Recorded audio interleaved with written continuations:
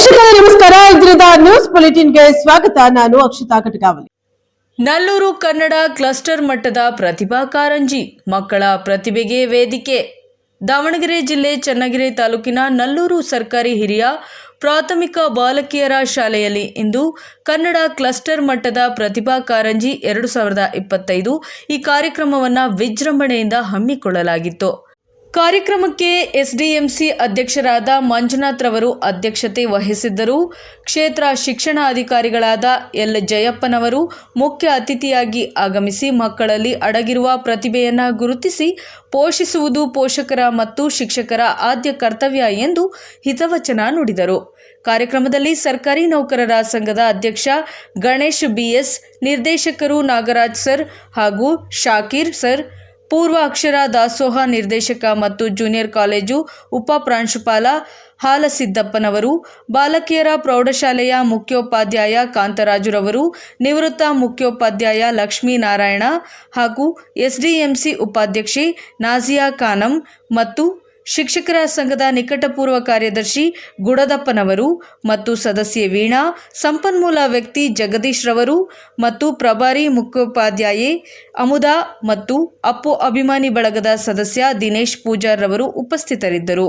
ಕಾರ್ಯಕ್ರಮದ ಪ್ರಸ್ತಾವನೆಯನ್ನು ಸಿಆರ್ಪಿ ಜಗದೀಶ್ ರವರು ನೀಡಿದರು. ಮಕ್ಕಳ ಪ್ರತಿಭೆ ಮೆರೆದ ವೇದಿಕೆಯು ಅತ್ಯಂತ ಅಚ್ಚುಕಟ್ಟಾಗಿ ಆಯೋಜನೆಗೊಂಡಿತ್ತು.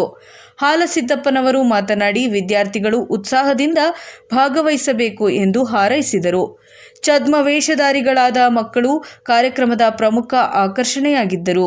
ನಲ್ಲೂರು ಕನ್ನಡ ಕ್ಲಸ್ಟರ್ 17 ಶಾಲೆಗಳ ವಿದ್ಯಾರ್ಥಿಗಳು ವಿವಿಧ ಸ್ಪರ್ಧೆಗಳಲ್ಲಿ ಭಾಗವಹಿಸಿ ತಮ್ಮ ಪ್ರತಿಭೆಯನ್ನು ಮೆರೆದರು. ವರದಿ ದೇವರಾಜ್ ಕೆ ನೆಲ್ಲಿಹಂಕಲು, ದಾವಣಗೆರೆ, ಪ್ರಜಾಪವರ್ ನ್ಯೂಸ್. 2028ಕ್ಕೆ ಎನ್ಡಿಎ ಮೈತ್ರಿಕೂಟದ ಸರ್ಕಾರದ ರಚನೆ, ಜೆಡಿಎಸ್ ಪಕ್ಷವನ್ನು ಬಲಿಷ್ಠಗೊಳಿಸಬೇಕು. ಜೆಡಿಎಸ್ ಕೋರ್ ಕಮಿಟಿ ರಾಜ್ಯಾಧ್ಯಕ್ಷ ಜೆಕೆ ಕೃಷ್ಣಾರೆಡ್ಡಿ. ಪಕ್ಷ ಸಂಘಟನೆಯಲ್ಲಿ ತೊಡಗಿರುವ ಮುಖಂಡರು, ಸಕ್ರಿಯ ಕಾರ್ಯಕರ್ತರನ್ನು ಗುರುತಿಸಿ ಪಕ್ಷದ ವಿವಿಧ ಜವಾಬ್ದಾರಿಗಳನ್ನು ನೀಡುವುದರ ಮುಖಾಂತರ ಪಕ್ಷ ಬಲಿಷ್ಠಗೊಳಿಸುವುದು ಮತ್ತು ಸದೃಢ ಕಾರ್ಯಕರ್ತರ ಪಡೆಯಿಂದ ಎನ್ಡಿಎ ಮೈತ್ರಿಯ ಮೂಲಕ ಪಕ್ಷವನ್ನು 2028ರ ಚುನಾವಣೆಯಲ್ಲಿ ರಾಜ್ಯದ ಚುಕ್ಕಾಣಿ ಹಿಡಿಯುವಂತೆ ಮಾಡುವ ಮುಖ್ಯ ಗುರಿಯನ್ನು ಹೊಂದಿರುವುದಾಗಿ ಜೆಡಿಎಸ್ ಕೋರ್ ಕಮಿಟಿಯ ರಾಜ್ಯಾಧ್ಯಕ್ಷ ಜೆಕೆ ಕೃಷ್ಣಾರೆಡ್ಡಿ ನುಡಿದರು. ಚಿಕ್ಕಬಳ್ಳಾಪುರ ಜಿಲ್ಲೆ ಚಿಂತಾಮಣಿ ನಗರದ ಹೊರವಲಯದ ಜೆಕೆ ಭವನದಲ್ಲಿ ಕೋಲಾರ ಮತ್ತು ಶ್ರೀನಿವಾಸಪುರ ವಿಧಾನಸಭಾ ಕ್ಷೇತ್ರದ ಜೆಡಿಎಸ್ ಮುಖಂಡರು ಮತ್ತು ಕಾರ್ಯಕರ್ತರು ಜೆಡಿಎಸ್ ಕೋರ್ ಕಮಿಟಿ ಅಧ್ಯಕ್ಷ ಜೆಕೆ ಕೃಷ್ಣಾರೆಡ್ಡಿಯವರನ್ನು ಸನ್ಮಾನಿಸಿದರು. ನಂತರ ಸನ್ಮಾನ ಸ್ವೀಕರಿಸಿ ಮಾತನಾಡಿ, ಪಕ್ಷವನ್ನು ತಳಮಟ್ಟದಿಂದಲೇ ಬಲಪಡಿಸಲು ನಾವು ಬಲಾಢ್ಯ ಕಾರ್ಯಕರ್ತರ ಪಡೆಯನ್ನು ನಿರ್ಮಾಣ ಮಾಡಬೇಕಾಗಿದ್ದು ತಮ್ಮೆಲ್ಲರ ಸಹಕಾರ ಅತ್ಯಗತ್ಯವಾಗಿದೆ ಎಂದರು.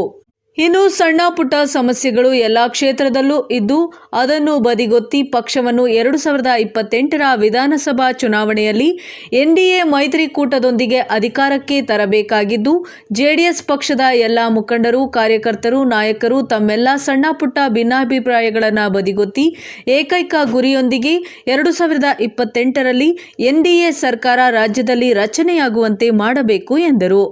ಮುಂಬರುವ ನಗರಸಭೆ, ತಾಲೂಕು ಪಂಚಾಯಿತಿ, ಜಿಲ್ಲಾ ಪಂಚಾಯಿತಿ, ಸ್ಥಳೀಯ ಚುನಾವಣೆಗಳಲ್ಲಿ ಜೆಡಿಎಸ್ ಪಕ್ಷವನ್ನು ಬಲಿಷ್ಠಗೊಳಿಸಬೇಕಾದರೆ ಬಲಿಷ್ಠ ಕಾರ್ಯಕರ್ತರ ಪಡೆಯನ್ನು ನಿರ್ಮಿಸುವುದು ನಿಮ್ಮೆಲ್ಲರ ಜವಾಬ್ದಾರಿ ಎಂದು ನುಡಿದರು. ಇನ್ನು ಸಿಎಂಆರ್ ಶ್ರೀನಾಥ್ ಮತ್ತು ತಾಲೂಕು ಪಂಚಾಯಿತಿ ಮಾಜಿ ಅಧ್ಯಕ್ಷ ಬಂಡಪ್ಪಲ್ಲಿ ಕೃಷ್ಣಾರೆಡ್ಡಿ, ಅವಿಭಜಿತ ಜಿಲ್ಲೆಯ ಕೋಲಾರ ಮತ್ತು ಶ್ರೀನಿವಾಸಪುರ ತಾಲೂಕುಗಳ ಜೆಡಿಎಸ್ ಮುಖಂಡರು ಮತ್ತು ಜೆಡಿಎಸ್ ಕೋರ್ ಕಮಿಟಿ ಅಧ್ಯಕ್ಷ ಜೆಕೆ ಕೃಷ್ಣಾರೆಡ್ಡಿರವರನ್ನು ಸನ್ಮಾನಿಸಿದರು.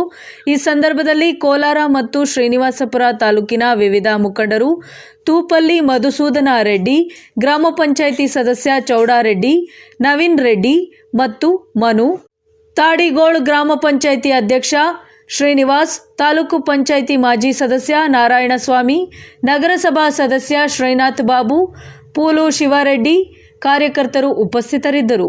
ವರದಿ CS Ravi, news bureau, Prajapower TV, Chikkaballapur. Ballari ಜಿಲ್ಲೆ ಕಂಪ್ಲಿ ತಾಲೂಕು ಕಂಪ್ಲಿ ಪಟ್ಟಣದ ಕುರುಗೋಡು ರಸ್ತೆಯ ಕಾಲುವೆ ಹತ್ತಿರವಿರುವ ಶ್ರೀ ಶಿರಡಿ ಸಾಯಿ ಸೇವಾಶ್ರಮದಲ್ಲಿ ಕಾರ್ತಿಕ ಮಾಸ ಗುರುವಾರ ಕಾರ್ತಿಕೋತ್ಸವ ಹಾಗೂ ವನಭೋಜನ ಏರ್ಪಡಿಸಿದ್ದರು. ಕಂಪ್ಲಿ ಪಟ್ಟಣದ ಹಾಗೂ ಸುತ್ತಮುತ್ತಲಿನ ಹಳ್ಳಿಗಳಿಂದ ಶ್ರೀ ಶಿರಡಿ ಸಾಯಿಬಾಬರ ಭಕ್ತರೆಲ್ಲ ಕೂಡಿ ಕಾರ್ತಿಕೋತ್ಸವದಲ್ಲಿ ಭಾಗಿಯಾಗಿ ವನಭೋಜನ ಸವಿದರು. ಈ ಕಾರ್ಯಕ್ರಮಕ್ಕೆ ಆಂಧ್ರದಿಂದ ಬಂದ ಮಾತೆಯರು ಶ್ರೀ ಬಾಬಾರವರ ಕುರಿತು ದೇವಸ್ಥಾನದಲ್ಲಿ ಬಂದ ಭಕ್ತರಲ್ಲಿ ಮಾತನಾಡುತ್ತಾ, ಹಿಂದೆ ಶ್ರೀ ಬಾಬಾರವರು ದೀಪಗಳನ್ನು ಹಚ್ಚಿರಿ, ಮನೆಗಳಲ್ಲಿ ಬೆಳಕು ತುಂಬಿ ಜೀವನದಲ್ಲಿ ಕತ್ತಲು ದೂರವಾಗಿ ಬೆಳಕು ಬರುತ್ತೆ ಎಂದು ತಿಳಿಸಿದ್ದರು ಎಂದು ನುಡಿದರು. ಕನ್ನಡ ಸರಿಯಾಗಿ ಮಾತನಾಡಲು ಬಾರದಿದ್ದರೂ ತೆಲುಗಿನಲ್ಲಿ ಮಾತನಾಡಿದರು. ಮೇಲು ಕೀಳು ಜಾತಿ ಭೇದಗಳಿಲ್ಲದೆ ಸರ್ವ ಜನಾಂಗದವರು ವಿಜೃಂಭಣೆಯಿಂದ ಭಕ್ತಿಭಾವಗಳಿಂದ ಕೂಡಿ ಕಾರ್ತಿಕೋತ್ಸವ ಆಚರಿಸಿದರು. ವರದಿ ಸಚ್ಚಿದಾನಂದ ಹಿರೇಮಠ, ಪ್ರಜಾಪವರ್ ಟಿವಿ, ಕಂಪ್ಲಿ. ಕರ್ನಾಟಕ ದಲಿತ ಕೇಸರಿ ಪಡೆ ವತಿಯಿಂದ ಕನ್ನಡ ರಾಜ್ಯೋತ್ಸವ ಆಚರಣೆ. ಕರ್ನಾಟಕ ದಲಿತ ಕೇಸರಿ ಪಡೆಯಿಂದ ಇಂದು ಕನ್ನಡ ರಾಜ್ಯೋತ್ಸವವನ್ನು ಆಚರಿಸಲಾಯಿತು. ವಿದ್ಯಾರಣ್ಯಪುರದಲ್ಲಿ ನಡೆದಂತಹ ಕನ್ನಡ ರಾಜ್ಯೋತ್ಸವ ಕಾರ್ಯಕ್ರಮವನ್ನು ಮುಖಂಡರಾದ ಭಕ್ತವತ್ಸಲ ಅವರು ಧ್ವಜಾರೋಹಣ ಮಾಡುವ ಮೂಲಕ ಉದ್ಘಾಟನೆ ಮಾಡಿದರು. ವೇದಿಕೆ ಕಾರ್ಯಕ್ರಮದಲ್ಲಿ ಮುಖಂಡರುಗಳು ಕನ್ನಡ ನಾಡಿನ ಹಾಗೂ ಕನ್ನಡ ರಾಜ್ಯೋತ್ಸವದ ಬಗ್ಗೆ ಮಾತನಾಡಿದರು. ಇದೇ ವೇಳೆ ಕಾರ್ಯಕ್ರಮದಲ್ಲಿ ಭಾಗವಹಿಸಿ ಗಣ್ಯರಿಗೆ ಸನ್ಮಾನಿಸಲಾಯಿತು ಹಾಗೂ ಲಘು ಉಪಹಾರವನ್ನು ಕೂಡ ಏರ್ಪಡಿಸಲಾಗಿತ್ತು. ನಂತರ ಆಟೋ ಚಾಲಕರ ಸಂಘದ ವತಿಯಿಂದ ಪ್ರಮುಖ ಬೀದಿಗಳಲ್ಲಿ ಮೆರವಣಿಗೆ ರ್ಯಾಲಿಯನ್ನ ನಡೆಸಲಾಯಿತು.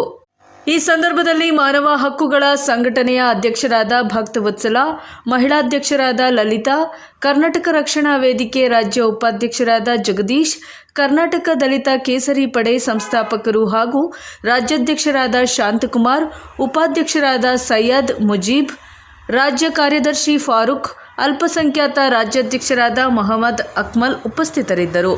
Bureau news, Prajapower TV, Bengaluru. Bengaluru ದಕ್ಷಿಣ ತಾಲೂಕು ಬೇಗೂರು ಹೋಬಳಿ ಕಾಳೇನ ಅಗ್ರಹಾರದ ಗ್ರಾಮದ ಸರ್ವೆ ನಂಬರ್ 20/1ರಲ್ಲಿ ಸುಮಾರು 3 ಎಕರೆ ಜಮೀನಿನಲ್ಲಿ ಶ್ರೀನಿವಾಸ ಗೌಡರವರ ಬಳಿ ಸುಮಾರು 45 ವರ್ಷಗಳಿಂದ ಜೀತಗಾರನಾಗಿ ದುಡಿಯುತ್ತಿರುವ ಕಾಳಪ್ಪನ ಮನೆಗೆ ಕಳೆದ ತಿಂಗಳು ವರುಣ್ ಗೌಡ ಗೂಂಡಾಗಳೊಂದಿಗೆ ಬಂದು ಹಾಡಹಗಲೇ ಅಟ್ಯಾಕ್ ಮಾಡಿ ಮನೆಗೆ ನುಗ್ಗಿ ಖಾಲಿ ಮಾಡಿಸೋ ಪ್ರಯತ್ನ ಮಾಡಿದ್ದ. ಇನ್ನು ಈ ಘಟನೆಯ ಕುರಿತು ವಿಡಿಯೋಗಳು ಇದ್ದರೂ ಎಫ್ಐಆರ್ ದಾಖಲಿಸದೆ ರಾಜಿ ಪಂಚಾಯಿತಿ ಮಾಡಿಸಲು ಹುಳಿಮಾವು ಪೊಲೀಸ್ ಇನ್ಸ್ಪೆಕ್ಟರ್ ಕುಮಾರಸ್ವಾಮಿ ಪ್ರಯತ್ನಿಸಿದ್ದ ಪರಿಣಾಮ ಇದೇ ತಿಂಗಳು 1ನೇ ತಾರೀಕು ಶನಿವಾರ ರಾತ್ರಿ 20 ಜನ ರೌಡಿಗಳೊಂದಿಗೆ ನುಗ್ಗಿ ಜೆಸಿಬಿ ಯಂತ್ರ ಬಳಸಿ ಬಡ ದಲಿತರ ಮನೆ ಧ್ವಂಸ ಮಾಡಿ ಹೆಂಗಸರು ಮಕ್ಕಳ ಮೇಲೆ ಹಲ್ಲೆ ಮಾಡಿ ಪರಾರಿಯಾಗಿದ್ದ ದುರ್ಘಟನೆ ನಡೆದಿತ್ತು.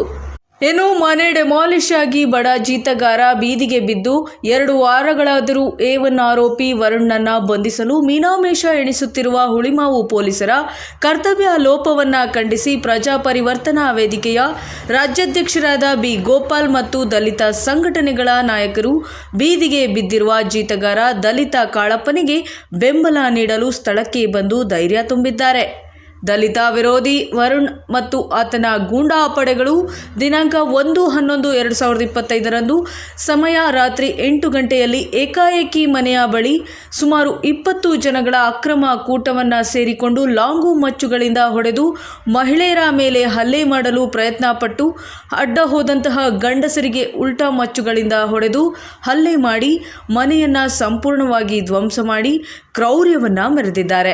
ಇಂತಹ ಘಟನೆಗಳು ಮರುಕಳಿಸಬಾರದು ಎಂದು ಸದರಿ ವ್ಯಕ್ತಿಗಳ ಮೇಲೆ ಸೂಕ್ತ ಕಾನೂನು ಕ್ರಮ ಜರುಗಿಸುವಂತೆ ಮಾನ್ಯ ಪೊಲೀಸ್ ಆಯುಕ್ತರು ಹಾಗೂ ಮಾನ್ಯ ಡಿಜಿ ಮತ್ತು ಐಜಿಪಿ ಸಾಹೇಬರಿಗೆ ದಸಂಸ ಪರಿವರ್ತನವಾದ ಸಂಘಟನೆ ಅರ್ಜಿಗಳನ್ನು ಕೊಟ್ಟಿದ್ದರೂ ಕೂಡ ಇನ್ನೂ ಆರೋಪಿಗಳನ್ನು ಬಂಧಿಸದೇ ಇರುವುದು ಅನುಮಾನಗಳಿಗೆ ಕಾರಣವಾಗಿದೆ. ರಾತ್ರೋರಾತ್ರಿ ಬಡ ದಲಿತರ ಮನೆ ಡೆಮಾಲಿಷ್ ಮಾಡಲು ಹುಳಿಮಾವು ಪೊಲೀಸ್ ಇನ್ಸ್ಪೆಕ್ಟರ್ ಕುಮಾರಸ್ವಾಮಿಯವರೇ ಸಾಥ್ ಕೊಟ್ಟಿರುವುದು ಮೇಲ್ನೋಟಕ್ಕೆ ಕಾಣುತ್ತಿದೆ. ಕಾಕಿ ಹಾಕಿಕೊಂಡು ರಿಯಲ್ ಎಸ್ಟೇಟಿಗಿಳಿದ್ರ ಹುಳಿಮಾವು ಪೊಲೀಸರು ಎಂದು ಜನರು ಮಾತನಾಡಿಕೊಳ್ಳುತ್ತಿದ್ದಾರೆ. ಇನ್ನು 1 ವಾರದೊಳಗೆ ಬೀದಿಗೆ ಬಿದ್ದಿರುವ ಮಳೆ ಗಾಳಿ ಬಿಸಿಲಲ್ಲೇ ಹಾವು ಚೇಳುಗಳ ನಡುವೆ ಬೀದಿಯಲ್ಲೇ ಮಲಗುತ್ತಿರುವ ಕಾಳಪ್ಪನ ಕುಟುಂಬಕ್ಕೆ ಪರಿಹಾರ ನೀಡುವ ಕೆಲಸಗಳಾಗದಿದ್ದರೆ ರಾತ್ರೋರಾತ್ರಿ ಗೂಂಡಗಳನ್ನು ಕಳುಹಿಸಿ ಮನೆ ಕೆಡವಿ ಮಹಿಳೆಯರ ಮೇಲೆ ದೌರ್ಜನ್ಯ ನಡೆಸಿ ಕಾಳಪ್ಪನ ಹೆಸರಿನಲ್ಲಿದ್ದ ಮನೆಯ ಕಾಗದ ಪತ್ರಗಳನ್ನು ಸುಟ್ಟು ಹಾಕಿರುವ ಆರೋಪಿಗಳನ್ನು ಬಂಧಿಸಿ ಜೈಲಿಗಟ್ಟದಿದ್ದರೆ ಬನ್ನೇರುಘಟ್ಟ ರಸ್ತೆಯಿಂದ ಫ್ರೀಡಂ ಪಾರ್ಕ್ವರೆಗೂ ಕಾಲ್ನಡಿಗೆ ಜಾಥಾ ಮೂಲಕ ಎಲ್ಲ ದಲಿತ ಸಂಘಟನೆಗಳು ಉಗ್ರ ಹೋರಾಟ ನಡೆಸುವ ಎಚ್ಚರಿಕೆ ನೀಡಿವೆ. Bureau news, Prajapower TV, Bengaluru. ಹಳ್ಳಿಗಳಲ್ಲಿ ಡಿಜಿಟಲ್ ಅಂತರವನ್ನು ಕಡಿಮೆ ಮಾಡುವ ಕುರಿತು ಹುಲಿಮಂಗಲದಲ್ಲಿ ಐಇಇಇಯ ಕನೆಕ್ಟ್ ಎ ಕಮ್ಯುನಿಟಿ ಕಾರ್ಯಕ್ರಮ ಆಸಕ್ತಿದಾಯಕ ಪ್ರದರ್ಶನಗಳು. ಶತಕೋಟಿಗೂ ಹೆಚ್ಚು ಜನರು, ಜಾಗತಿಕ ಜನಸಂಖ್ಯೆಯ ಸುಮಾರು 1/3 ಜನರು ಇಂಟರ್ನೆಟ್ಗೆ ಪ್ರವೇಶ ಹೊಂದಿಲ್ಲ. ಈ ವ್ಯಕ್ತಿಗಳಲ್ಲಿ ಹೆಚ್ಚಿನವರು ಅಭಿವೃದ್ಧಿಶೀಲ ರಾಷ್ಟ್ರಗಳಲ್ಲಿ ವಾಸಿಸುತ್ತಿದ್ದಾರೆ ಮತ್ತು ಸಂಪರ್ಕದ ಅಂಚಿಗೆ ಮೀರಿ ವಾಸಿಸುತ್ತಾರೆ. ಹೆಚ್ಚಾಗಿ ಇಂಟರ್ನೆಟ್ ಸಂಪರ್ಕವು ವಿರಳವಾಗಿ ಲಭ್ಯವಿರುತ್ತದೆ ಅಥವಾ ಅಸ್ತಿತ್ವದಲ್ಲಿಲ್ಲದ ದೂರದ ಹಳ್ಳಿಗಳಲ್ಲಿ ವಾಸಿಸುತ್ತಾರೆ. ಶಿಕ್ಷಣ, ಬ್ಯಾಂಕಿಂಗ್, ಆರೋಗ್ಯ ರಕ್ಷಣೆ ಮತ್ತು ವಿಪತ್ತು ನಿರ್ವಹಣೆಯವರೆಗೆ ಇಂಟರ್ನೆಟ್ ಎಲ್ಲದಕ್ಕೂ ಪ್ರಮುಖವಾಗಿದ್ದರೂ ಮಾನವಕುಲದ ಒಂದು ದೊಡ್ಡ ಭಾಗ ಇನ್ನೂ ಅಂಧಕಾರದಲ್ಲೇ ಉಳಿದಿದೆ. ಐಇಇಇಯ ಕನೆಕ್ಟಿಂಗ್ ದಿ ಅನ್ಕನೆಕ್ಟೆಡ್ ಅಂದರೆ CTU ಜಾಗತಿಕ ಸ್ಪರ್ಧೆಯಾಗಿದ್ದು, ಇದು ಸ್ಮಾರ್ಟ್ ಆ್ಯಪ್ಗಳು, ತಳಮಟ್ಟದ ಸಂಸ್ಥೆಗಳು, ವಿಶ್ವವಿದ್ಯಾಲಯಗಳು ಅಥವಾ ಈ ಡಿಜಿಟಲ್ ಅಂತರವನ್ನು ನವೀನ ರೀತಿಯಲ್ಲಿ ಕಡಿಮೆ ಮಾಡಲು ಕೆಲಸ ಮಾಡುತ್ತಿರುವ ಪ್ರತಿಯೊಬ್ಬರಿಂದ ಪರಿಹಾರಗಳನ್ನು ಆಹ್ವಾನಿಸುತ್ತಿತ್ತು. ಇನ್ನು ಐಇಇಇಯ future network technical community FNTC ಮತ್ತು ಇತರ ಪಾಲುದಾರರಿಂದ ಆಯೋಜಿಸಲ್ಪಟ್ಟ ಈ ಸ್ಪರ್ಧೆಯು ಸಂಪರ್ಕವಿಲ್ಲದ ಅಥವಾ ಕಡಿಮೆ ಸಂಪರ್ಕ ಹೊಂದಿರುವ ಜನಸಂಖ್ಯೆ ಪ್ರದೇಶಗಳಲ್ಲಿ ಬ್ರ್ಯಾಂಡ್ ಪ್ರವೇಶ ಮತ್ತು ಬಳಕೆಯನ್ನು ಹೆಚ್ಚಿಸುವ ವಿವಿಧ ಮಾರ್ಗಗಳನ್ನು ನೀಡುವ ಪ್ರಾರಂಭಿಕ ಹಂತದ ಯೋಜನೆಗಳಿಂದ ಬಂದ ಅರ್ಜಿಗಳನ್ನು ಗುರುತಿಸಿ ಗೌರವಿಸಿತು. CTU ಸವಾಲಿನ ಸ್ಪಷ್ಟ ಫಲಿತಾಂಶದ ಭಾಗವಾಗಿ ಐಇಇಇ ಫ್ಯೂಚರ್ ನೆಟ್ವರ್ಕ್ ಇಂದು ಬೆಂಗಳೂರಿನಿಂದ 30 ಕಿಲೋಮೀಟರ್ ದೂರದಲ್ಲಿರುವ ಹುಲಿಮಂಗಲ ಗ್ರಾಮ ಪಂಚಾಯತ್ನಲ್ಲಿ ಕನೆಕ್ಟ್ ಎ ಕಮ್ಯುನಿಟಿ ದಿನವನ್ನು ಆಯೋಜಿಸಿತು. Bureau news, Prajapower TV, Bengaluru. Nandi ಸರ್ಕಾರ ಎಂದ ಮಾಲೀಕನ ಡಬಲ್ ಆಕ್ಟಿಂಗ್, ವಿಷದ ಸಿಹಿ ಕೊಟ್ಟ ರಾಯಲ್ ಹೋಲ್ಸೇಲ್ ಬಜಾರ್ಗೆ ರಾಯಲ್ ಶಾಕ್. ಬೆದರಿಕೆಗೆ ಜಗ್ಗದ ಮಾಧ್ಯಮ, ಅನಾಚಾರ ಮಾಡಿ ನಾನೇ ಕಾನೂನು ಎಂದವನ ವಿರುದ್ಧ ಲ್ಯಾಬ್ ವರದಿ ಬರುವವರೆಗೆ ಕಾದಾಟ. ನೆಲಮಂಗಲ ತಾಲೂಕಿನ ಜನತೆಗೆ ತಿಂಗಳುಗಟ್ಟಲೆ ಎಕ್ಸ್ಪೈರಿ ಡೇಟ್ ಇಲ್ಲದ, ಮ್ಯಾನುಫ್ಯಾಕ್ಚರಿಂಗ್ ದಿನಾಂಕವೇ ಇಲ್ಲದ ಫಂಗಸ್ ಹಾಗೂ ಕೀಟಭರಿತ ಗಾಢ ಬಣ್ಣದ ಸಿಹಿ ತಿಂಡಿಗಳನ್ನು ರಾಯಲ್ ಆಗಿ ಉಣಬಡಿಸುತ್ತಿದ್ದ ರಾಯಲ್ ಹೋಲ್ಸೇಲ್ ಬಜಾರ್ ಮಾಲೀಕನ ವೇಷ ಎಂದು ಬಯಲಾಗಿದೆ. ಏನೋ ಈತ ಆಹಾರ ಇಲಾಖೆ ಅಧಿಕಾರಿಗಳು ಮತ್ತು ಮಾಧ್ಯಮಗಳ ಎದುರು ತೋರಿದ ನಾಟಕವು ಇಡೀ ತಾಲೂಕಿನಲ್ಲಿ ಟಾಕ್ ಆಫ್ ದಿ ಟೌನ್ ಆಗಿದೆ. ನಂದಿ ಸರ್ಕಾರ, ನನ್ನ ಮೇಲೆ ಕೇಸ್ ಹಾಕೋರು ಯಾರು? ಆಹಾರ ಇಲಾಖೆ ಅಧಿಕಾರಿಗಳು ದಾಳಿ ನಡೆಸಿ ರಾಶಿ ಕಳಪೆ ಪದಾರ್ಥಗಳನ್ನು ವಶಪಡಿಸಿಕೊಳ್ಳಲು ಮುಂದಾಗುತ್ತಿದ್ದಂತೆ ಮಾಲೀಕನು ತನ್ನ ಪ್ರಭಾವಿ ಸ್ಕ್ರಿಪ್ಟ್ ಓದಲು ಶುರು ಮಾಡಿದ. ನಾನು ಮಾಡೋ ಅನಾಚಾರ ಮಾಡಿರುವೆ ಇಷ್ಟೇ, ನನಗೆ ಅವರು ಗೊತ್ತು, ಇವರೂ ಗೊತ್ತು, ನಂದೇ ಸರ್ಕಾರ ಎಂದು ದರ್ಪದಿಂದ ಘೋಷಿಸಿದ್ದಾನೆ. ಅಲ್ಲದೆ ಸ್ಥಳದಲ್ಲಿದ್ದ ಮಾಧ್ಯಮದವರಿಗೆ ಸಾರ್ವಜನಿಕವಾಗಿ ಕೆಲವು ಪ್ರಭಾವಿಗಳಿಗೆ ಕರೆ ಮಾಡಿ ಬೆದರಿಕೆ ಹಾಕುವ ನಾಟಕವನ್ನು ಆಡಿದ್ದಾನೆ. ಆದರೆ ಮಾಲೀಕನ ಈ ಡಬಲ್ ಆಕ್ಟಿಂಗಿಗೆ ಜಗ್ಗದ ಮಾಧ್ಯಮ ಮತ್ತು ಅಧಿಕಾರಿಗಳು ವಶಪಡಿಸಿಕೊಂಡ ಎಲ್ಲ ಪದಾರ್ಥಗಳನ್ನು ಪ್ರಯೋಗಾಲಯಕ್ಕೆ ಕಳುಹಿಸಿ ಅವುಗಳಲ್ಲಿ ನಿಜವಾಗಿಯೂ ವಿಷ ಇದೆಯೇ ಎಂದು ಪರೀಕ್ಷೆ ಮಾಡಲು ಪಟ್ಟು ಹಿಡಿದರು. ಅಷ್ಟೇ ಅಲ್ಲ, ಈ ರಾಯಲ್ ಮಳಿಗೆಯು ನಗರ ಸಭೆಯಿಂದ ಕಡ್ಡಾಯವಾಗಿ ಪಡೆಯಬೇಕಾದ ಪರವಾನಗಿಯನ್ನು ಕೂಡ ಹೊಂದಿಲ್ಲ ಎಂಬುದು ಬಯಲಾಗಿದೆ. ಕಳಪೆ ಆಹಾರಕ್ಕೆ ಮೊದಲೇ ಎಚ್ಚರಿಕೆ ಕೊಟ್ಟಿದ್ದ ಆಹಾರ ನಿರೀಕ್ಷಕ. ಈ ನಾಟಕೀಯ ಘಟನೆ ಕುರಿತು ಪ್ರತಿಕ್ರಿಯಿಸಿದ ತಾಲೂಕು ಆಹಾರ ನಿರೀಕ್ಷಕ ನಾಗೇಶ್ ಅವರು ಮಾಲೀಕನ ಹಿಂದಿನ ನಿರ್ಲಕ್ಷ್ಯವನ್ನು ಎತ್ತಿ ತೋರಿಸಿದರು.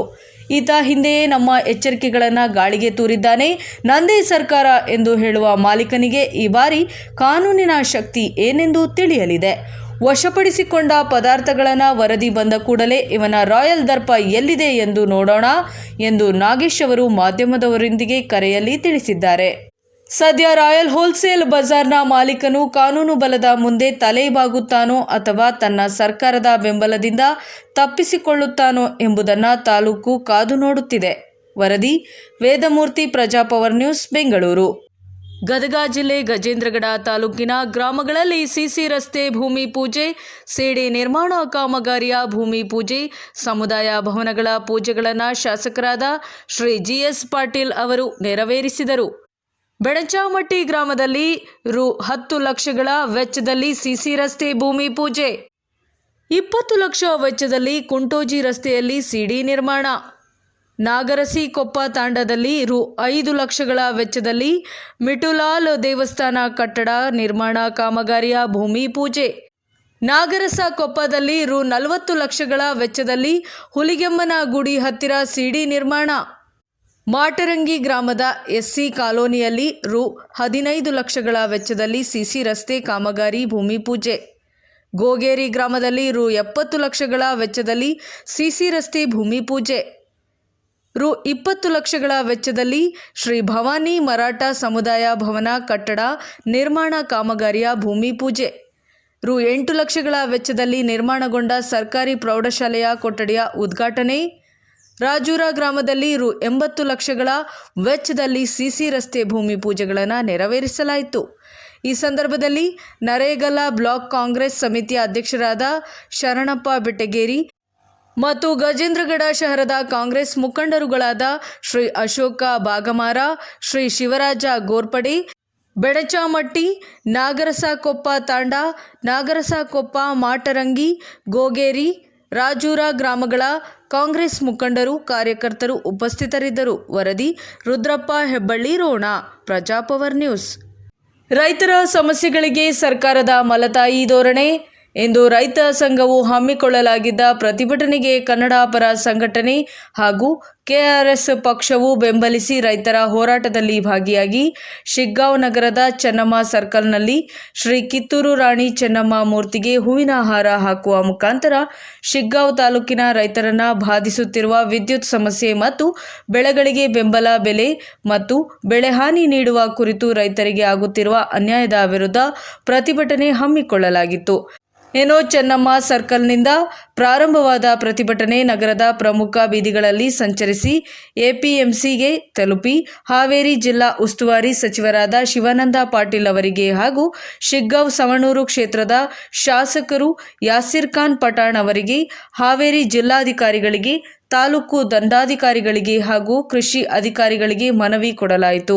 ಇದೇ ಸಂದರ್ಭದಲ್ಲಿ ಭಾರತೀಯ ಕೃಷಿಕ ಸಮಾಜ ಸಂಯುಕ್ತ ಕರ್ನಾಟಕ ರಾಜ್ಯಾಧ್ಯಕ್ಷರು ಸಿದ್ದಗೌಡ ಮೊದಗಿ, ರಾಜ್ಯ ಉಪಾಧ್ಯಕ್ಷರು ರಾಮನಗೌಡ ಸಿ. ಭರಮಗೌಡ ಮತ್ತು ಭಾರತೀಯ ಕೃಷಿಕ ಸಮಾಜ ಶಿಗ್ಗಾಂವ್ ತಾಲೂಕು ಅಧ್ಯಕ್ಷರು ಬಸನಗೌಡ ಮೇಲಿನಮನಿ ಮನವಿಯನ್ನು ಓದಿದರು. ಇನ್ನು ನೊಂದ ರೈತ ಪಡೆ ಸಂಘದ ಮುಖಂಡರು ಶಶಿಧರ್ ಹೊನ್ನಣ್ಣವರ, ಕರ್ನಾಟಕ ರಾಷ್ಟ್ರ ಸಮಿತಿ ಪಕ್ಷದ ಗೌರವಾಧ್ಯಕ್ಷರಾದ ರವಿ ಕೃಷ್ಣಾರೆಡ್ಡಿ, ಕೆಆರ್ಎಸ್ ಪಕ್ಷದ ರಾಜ್ಯ ರೈತ ಘಟಕದ ರಾಜ್ಯಾಧ್ಯಕ್ಷರು ಗುರುಮೂರ್ತಿ ಮತ್ತು ರಾಜ್ಯ ಕಾರ್ಯದರ್ಶಿ ನಿರುಪಾದಿ ಗೋಮರ್ಸಿ, ಕೆಆರ್ಎಸ್ ಪಕ್ಷದ ಹಾವೇರಿ ಜಿಲ್ಲಾಧ್ಯಕ್ಷ ಧರ್ಮರಾಜ ಬಿಂದಲಗಿ, ಶಿಗ್ಗಾಂವ ತಾಲೂಕು ಅಧ್ಯಕ್ಷರು ದೇವೇಂದ್ರ ತಳವಾರ, ಜಿಲ್ಲಾ ಕಾರ್ಯದರ್ಶಿ ಮಲ್ಲಿಕಾರ್ಜುನ, ಕನ್ನಡ ಹೋರಾಟಗಾರರು, ಜಾನಪದ ಕಲಾವಿದರು ಬಸವರಾಜ್ ಗೊಬ್ಬಿ ಮತ್ತು ಪ್ರಗತಿಪರ ರೈತರಾದ ಹನುಮಂತ ಗುಳೇದ, ಈರಣ್ಣ, ಯಲ್ಲಪ್ಪ, ಗಂಗಮ್ಮ, ಸುನೀಲ ವಾಲಿಕರ, ಮಂಜುನಾಥ ಗೌಡ, ಪ್ರಶಾಂತ ಕೋಟಿ ಇನ್ನು ಮುಂತಾದವರು ಉಪಸ್ಥಿತರಿದ್ದರು. ವರದಿ ಮಲ್ಲಿಕಾರ್ಜುನ ಹಡಪದ, ಶಿಗ್ಗಾಂವ್, ಹಾವೇರಿ. ಹೈ ಅಲರ್ಟ್ ನಡುವೆ ನೆಲಮಂಗಲದಲ್ಲಿ ಭಾರೀ ಸ್ಮಗ್ಲಿಂಗ್ ಜಾಲ ಭೇದ. ಕೋಟಿ ಬೆಲೆಯ ಈ ಸಿಗರೆಟ್ಗಳ ಸಾಗಾಟ, 12 ಮಂದಿ ಅರೆಸ್ಟ್. ದೆಹಲಿಯ ಕೆಂಪುಕೋಟೆ ಸ್ಫೋಟದ ನಂತರ ರಾಜ್ಯಾದ್ಯಂತ ಹೈ ಅಲರ್ಟ್ ಘೋಷಿಸಲಾಗಿರುವ ಸಂದರ್ಭದಲ್ಲೇ ನೆಲಮಂಗಲದಲ್ಲಿ ಅನುಮಾನಾಸ್ಪದ ಸಾಗಾಟದ ಮೇಲೆ ನಿಗಾ ಇರಿಸಿದ್ದ ಪೊಲೀಸರು ಕೋಟ್ಯಾಂತರ ರೂಪಾಯಿ ಮೌಲ್ಯದ ನಿಷೇಧಿತ ಇ ಸಿಗರೆಟ್ಗಳ ಬೃಹತ್ ಕಳ್ಳ ಸಾಗಣೆ ಜಾಲವನ್ನು ಬಯಲಿಗೆಳೆದಿದ್ದಾರೆ. ಈ ಸಂಬಂಧ 12 ಮಂದಿ ಆರೋಪಿಗಳನ್ನು ವಶಕ್ಕೆ ಪಡೆಯಲಾಗಿದೆ. ಭಯದ ನೆರಳಿನಲ್ಲಿ ತಪಾಸಣೆ. ನೆಲಮಂಗಲ ಟೋಲ್ ಬಳಿಯ ಅಂಚಿಪುರ ಗೇಟ್ನಲ್ಲಿ 3 ಯೆಲ್ಲೋ ಬೋರ್ಡ್ನ ಎರ್ಟಿಗಾ ಕಾರುಗಳಲ್ಲಿ ಅನುಮಾನಾಸ್ಪದ ವಸ್ತುಗಳನ್ನು ಸಾಗಿಸಲಾಗುತ್ತಿದೆ ಎಂಬ ಖಚಿತ ಮಾಹಿತಿ ನೆಲಮಂಗಲ ಗ್ರಾಮಾಂತರ ಪೊಲೀಸರಿಗೆ ತಲುಪಿತು. ದೆಹಲಿ ಘಟನೆಯ ತೀವ್ರತೆಯ ಕಾರಣ ಪೊಲೀಸರು ಯಾವುದೇ ಅಪಾಯವನ್ನು ಲೆಕ್ಕಿಸದೆ ತಕ್ಷಣ ಕಾರ್ಯಾಚರಣೆಗೆ ಇಳಿದರು. ಆತಂಕದ ನಡುವೆಯೂ 3 ಕಾರುಗಳನ್ನು ತಡೆದು ನಿಲ್ಲಿಸಿ ಅವುಗಳಲ್ಲಿ ಇದ್ದ ಒಟ್ಟು 28 ಕಪ್ಪು ಪ್ಯಾಕಿಂಗ್ ಬ್ಯಾಗ್ಗಳನ್ನು ತೆರೆಯಲಾಯಿತು. ಬ್ಯಾಗ್ಗಳಲ್ಲಿರುವುದು ಸ್ಫೋಟಕಗಳಿರಬಹುದು ಎಂಬ ಭೀತಿಯಲ್ಲಿ ತಪಾಸಣೆ ನಡೆಸಿದ ಪೊಲೀಸರಿಗೆ ಅಚ್ಚರಿ ಕಾದಿತ್ತು. ಬ್ಯಾಗ್ಗಳಲ್ಲಿ ತುಂಬಿದ ಎಲ್ಲ ವಸ್ತುಗಳು ಕೇಂದ್ರ ಸರ್ಕಾರದಿಂದ ನಿಷೇಧಿಸಲ್ಪಟ್ಟಿದ್ದ ಇ ಸಿಗರೆಟ್ಗಳು ಎಂಬುದು ದೃಢಪಟ್ಟಿತು. ಬೆಂಗಳೂರಿನಿಂದ ಮಂಗಳೂರಿಗೆ ಹೈಟೆಕ್ ಇ ಸಿಗರೆಟ್ ಸಾಗಾಟ. ವಶಪಡಿಸಿಕೊಂಡ ಈ ಸಿಗರೆಟ್ಗಳ ಮೌಲ್ಯ ಕೋಟಿಗಟ್ಟಲೆ ಇರಬಹುದೆಂದು ಅಂದಾಜಿಸಲಾಗಿದೆ. ಈ ಕಳ್ಳ ಸಾಗಣೆ ಜಾಲವು ರಾಜಧಾನಿ ಬೆಂಗಳೂರಿನಿಂದ ನಿಷೇಧಿತ ಸಿಗರೆಟ್ಗಳನ್ನು ಸಂಗ್ರಹಿಸಿ ಕರಾವಳಿಯ ಮಂಗಳೂರು ನಗರಕ್ಕೆ ಸಾಗಾಟ ಮಾಡಲು ಯತ್ನಿಸುತ್ತಿತ್ತು ಎಂದು ತಿಳಿದು ಬಂದಿದೆ. ಇದು ಅಂತಾರಾಜ್ಯ ಅಥವಾ ಅಂತರ್ಜಿಲ್ಲಾ ಮಟ್ಟದ ದೊಡ್ಡ ಅಪರಾಧ ಜಾಲದ ಭಾಗವಾಗಿರುವ ಶಂಕೆ ವ್ಯಕ್ತವಾಗಿದೆ. ಪೊಲೀಸರು ತಕ್ಷಣವೇ 28 ಬ್ಯಾಗುಗಳು, ಸಾಗಾಟಕ್ಕೆ ಬಳಸಿದ್ದ 3 ಕಾರುಗಳು ಮತ್ತು ಸಾಗಾಟದಲ್ಲಿ ಭಾಗಿಯಾಗಿದ್ದ ಒಟ್ಟು 12 ಜನರನ್ನು ವಶಕ್ಕೆ ಪಡೆದಿದ್ದಾರೆ. ಈ ಸ್ಮಗ್ಲಿಂಗ್ ಜಾಲದ ಹಿಂದೆ ಯಾರಿದ್ದಾರೆ, ಹಣದ ಮೂಲ ಮತ್ತು ಈ ನಿಷೇಧಿತ ಸರಕು ಎಲ್ಲಿಂದ ಬಂತು ಎಂಬ ಕುರಿತು ನೆಲಮಂಗಲ ಗ್ರಾಮಾಂತರ ಠಾಣೆಯ ಪೊಲೀಸರು ತೀವ್ರ ವಿಚಾರಣೆ ನಡೆಸುತ್ತಿದ್ದಾರೆ. ವರದಿ ವೇದಮೂರ್ತಿ, ಪ್ರಜಾಪವರ್ ನ್ಯೂಸ್, ಬೆಂಗಳೂರು.